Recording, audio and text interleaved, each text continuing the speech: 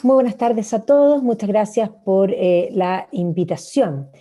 Bueno, la verdad es que yo voy a hacer un análisis más histórico, que es un poco la disciplina en la que yo me desempeño. Y mirando la larga duración, cuando sucedió lo que sucedió en octubre, a los pocos días, de hecho a los 2 días de que esto había sucedido, yo hablé de un término que muchos me miraron con asombro. Yo dije, esto es una revolución. Y muchos miraron y dijeron, ¿cómo va a ser una revolución? ¿No será un término demasiado exagerado?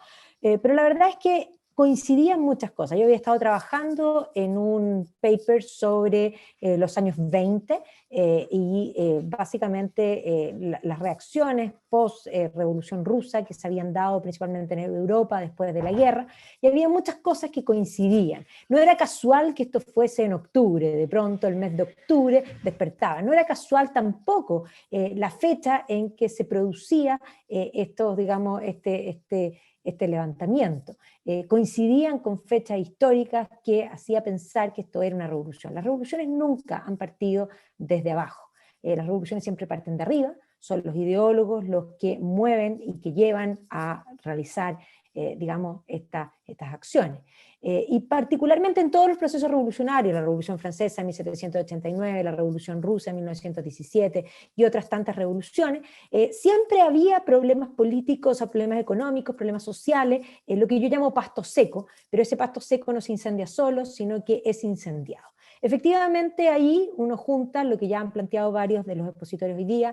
En Chile había muchas expectativas truncadas, particularmente porque Chile había tenido un desarrollo, un cambio en su modelo económico desde el gobierno militar en adelante, que había logrado cambiar la situación de Chile. Chile desde un comienzo, desde su historia republicana, ha vivido crisis de cada 40 años y parecía ser que esta vez, debido a la aplicación del nuevo modelo económico, habíamos zafado de nuestra crisis de cada 40 años, estábamos en el año 47, así que parecía ser que habíamos roto esa tragedia de Chile, de, como dice Aníbal Pinto para el año 1900, de ser un caso de desarrollo frustrado. Esta vez habíamos pasado esa vara. Pero efectivamente nuestro desarrollo se había visto truncado o frenado en el segundo gobierno de la presidenta Bachelet, con lo que efectivamente las expectativas de muchas personas que habían visto mejorar su situación de vida y que vivían endeudadas manejando la bicicleta hacia el futuro, vieron de pronto cambios en sus ingresos, por lo que estas expectativas cambiaron y no pudieron sostener su sistema digamos, de vida. Eso llevó a que la visión del futuro se viese complicada. Efectivamente, en Chile había un gran descontento social, principalmente un pasto seco, que ya se había manifestado en muchas cosas, digamos, desde, también lo han mencionado varios aquí, en movimientos, los movimientos de los pingüinos, que habían tratado temas de educación, temas de salud, efectivamente el tema de las pensiones, siendo que nuestro sistema había sido muy admirado a nivel mundial, copiado a nivel mundial, nuestras cotizaciones eran muy bajas y mucha gente tenía pocas cotizaciones, por lo cual el sistema no necesariamente daba buenas pensiones, siendo que es y sigue siendo aún un buen sistema y podríamos decir modelo para muchos. Mientras Chile había avanzado hacia un lugar, muchos países que habían ido por sistema de reparto habían comenzado a cambiar, porque efectivamente los sistemas de reparto y los sistemas de, digamos, de estado de bienestar son insostenibles cuando las pirámides poblacionales cambian, y hay más viejos que jóvenes que deben sostener todo el sistema.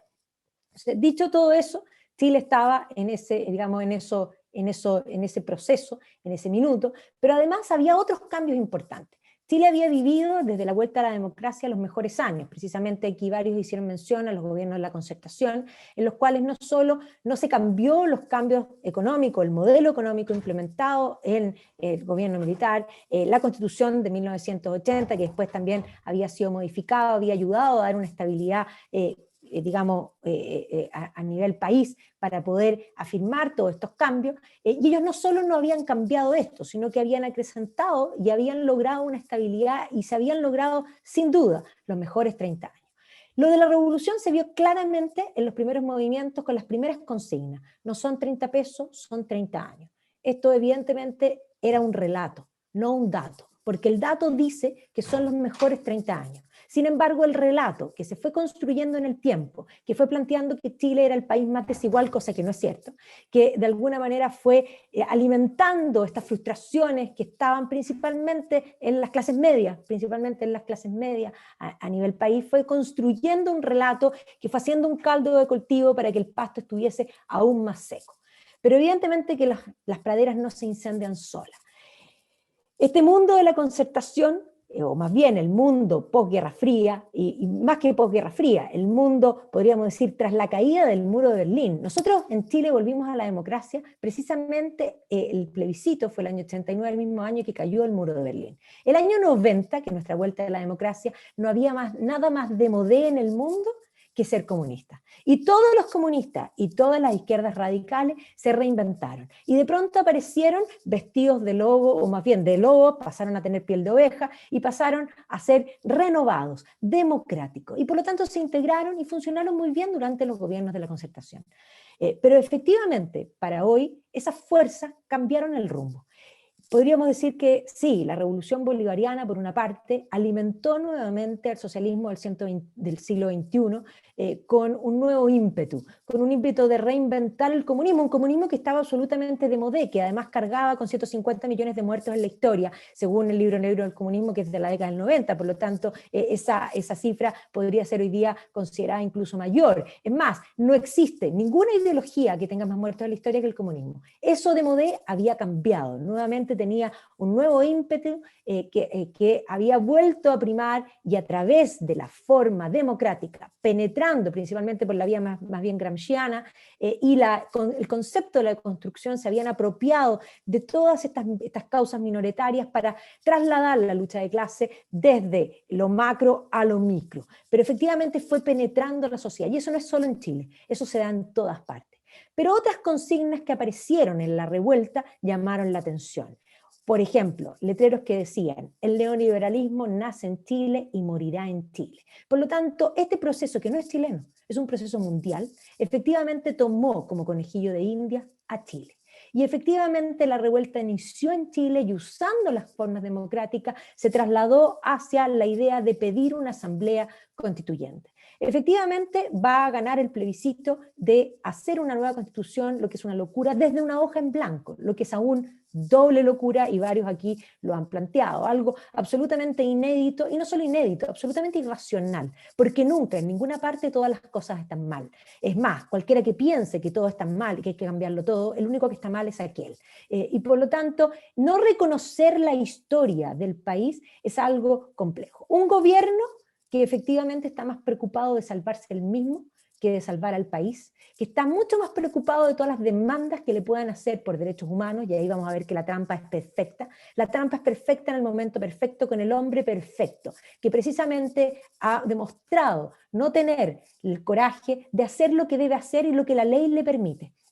La violencia se instaló en Chile, no solo en octubre del 19. La pandemia ha mantenido un poco, puso las cosas un poco en orden, pero nosotros hoy día seguimos viviendo en un mundo donde la violencia está instalada. Una de las cosas más importantes es que este proceso aseguró la violencia como un método de hacer política, porque aquellos violentistas que se movieron a través de la violencia física, no solo la violencia, porque hoy día se acusa de muchas violencias, pero efectivamente esa violencia física como un modo de hacer política se impuso en Chile. Y el presidente el 19 de noviembre llamó a todas las partes a un acuerdo.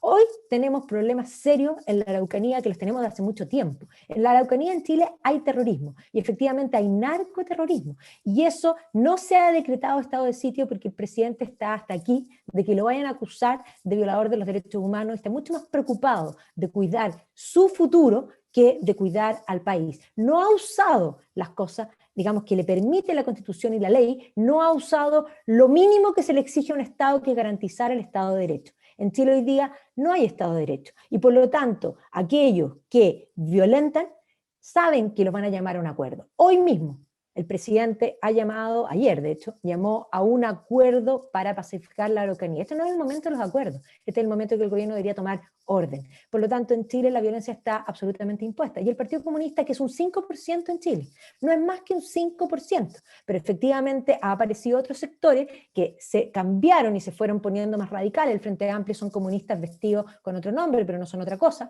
Y efectivamente todos estos grupos unidos han llamado a rodear la constituyente con movilizaciones sociales, es decir, con violencia. Nosotros tenemos violencia todas las semanas, y aquí se habla y se ha utilizado políticamente los derechos humanos, porque los únicos derechos humanos son aquellos de los que se manifiestan.